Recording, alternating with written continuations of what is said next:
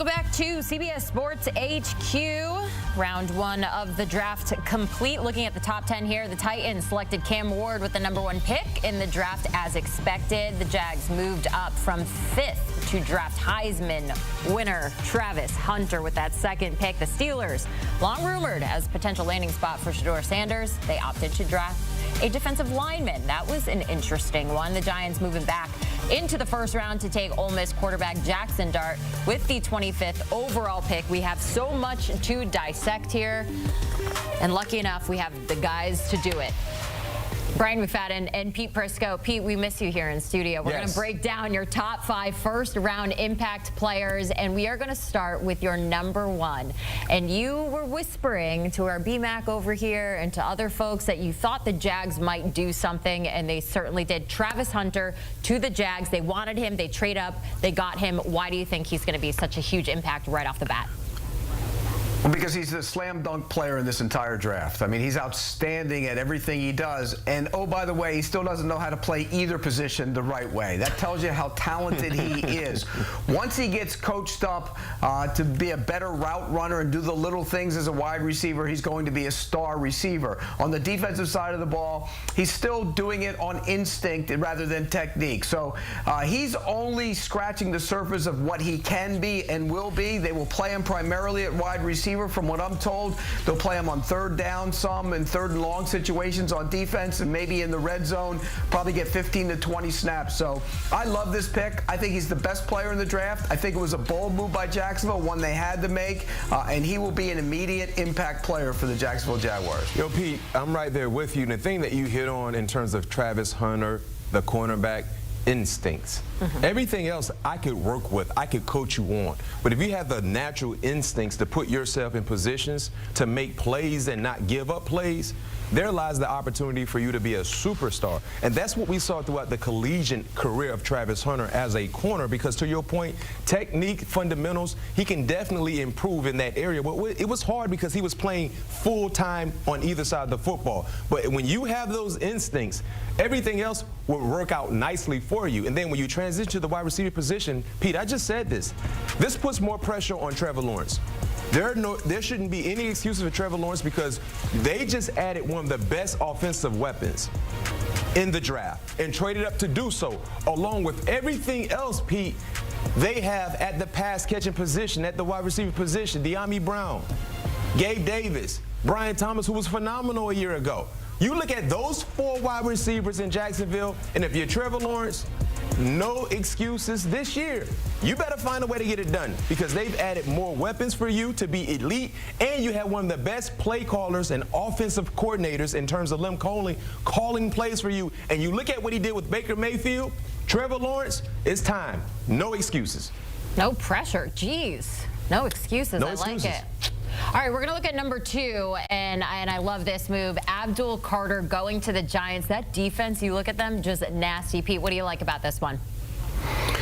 Well, he's a pure pass rusher, and you add him to that group, and all of a sudden you can move him around. I like the joker on defense. You know, we always talk about the joker on offense. Well, now you're getting to the point where you have the jokers on defense, the guys you can move up and down the line of scrimmage. He played off-the-ball linebacker at Penn State. Then they moved him to outside to rush the passer. I think what the Giants will do with him is get really creative. They have edge rushers, Thibodeau, Burns. They have Lawrence in the middle, but they can move him around. They can line him up in the A-gap. They can move him all over the place. He can do so many different things.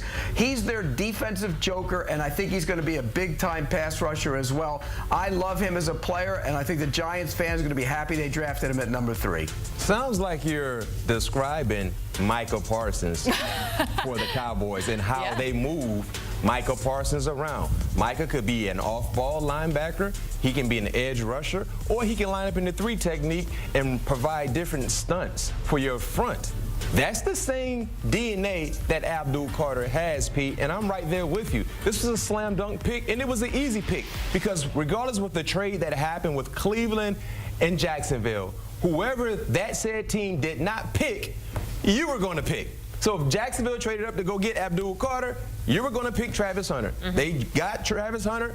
You got Abdul Carter, one of the easiest decisions in the draft, in my opinion, and they got a guy that's highly versatile, not to mention he's one of the best pure pass rushers in this game. And when you're playing in a division that has Dak Prescott, Jaden Daniels, Jalen Hurts, you better have guys that look like what they hunt, and they added that in Abdul Carter. The hunter and the hunted. Yeah. Looking at your number 3 on your list, the Raiders snagging Ashton Jeanty. He's becoming the highest drafted running back since Saquon Barkley in 2018. Pete, why is he number 3? Well, we know Pete Carroll wants to run the football. That's what they do. And, you know, Chip Kelly's running that offense, but I think they're going to still be a Pete Carroll-led offense, which means they're going to run it. And they got the guy who can run the football. I love Ashton Jeanty. He's a great back. And I'm not just saying that in terms of what he did in college. I think he's going to be a great back on the next level. There are certain guys, you look at them, you know they're just going to be able to make people miss. Nobody gets square contact on him. I mean, he's just a good running back. And when you look at Pete Carroll's offenses, what do they always have? They always have good running backs. So it works. I think he's going to pop right in there and put up big numbers as a rookie. It wouldn't surprise me to see him be the offensive rookie of the year. High praise for a guy who really does not value running backs like that. I know. So I'm that actually tells very you surprised, how Pete. good Ashton Jeanty is in terms of his glorified collegiate career. This was a slam dunk pick as well, Pete. I'm right there with you with the Raiders. This was a big need for their offense. They still need some other offensive playmakers as well, but I'm okay with them selecting Ashton Jeanty. You talked about Pete Carroll and his history as being a coach in the National Football League. Balance, being two-dimensional. Ashton Jeanty will provide that to his star quarterback in Geno Smith. And quiet as kept, their offensive line is not bad there with the Raiders. They have some guys that can really do a good job in the running game and just being able to solidify that option of their offense. And Ashton Jeanty will make their life easier as well. So this was a slam dunk pick for the Raiders. I'm a little surprised with this one, and I think there was a little bit of a surprise with this move to some. The Bears grabbing Colston Loveland. A lot of people had Tyler Warren maybe a little bit above Loveland there, but now Colston in a great spot. Pete, what do you like about it?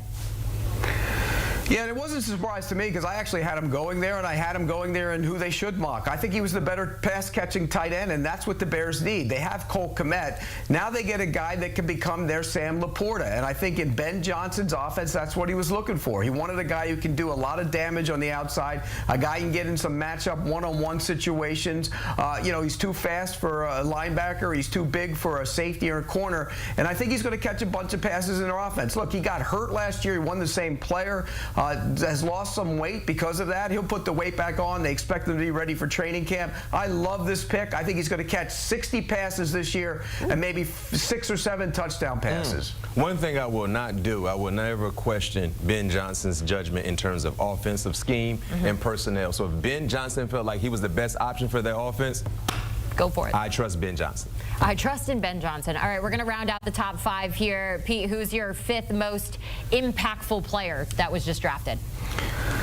I know BMAC will agree with me on this because we both love him as a top corner in this draft, and Maxwell Hairston, to me, is going to make an immediate impact for the Buffalo Bills. He's got an infectious personality.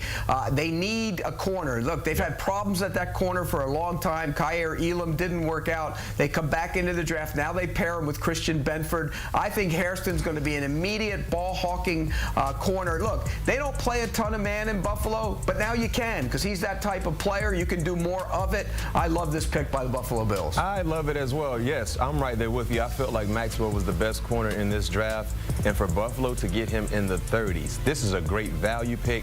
I love his attitude, the mentality, and he's very, very athletic. The speed is there, but also the playmaking ability is there when you watch his collegiate tape, especially over the last 2 years, especially 2023 when he was fully healthy. So this is a big-time pick for Buffalo, and definitely I think he could be a day-1 starter instantly.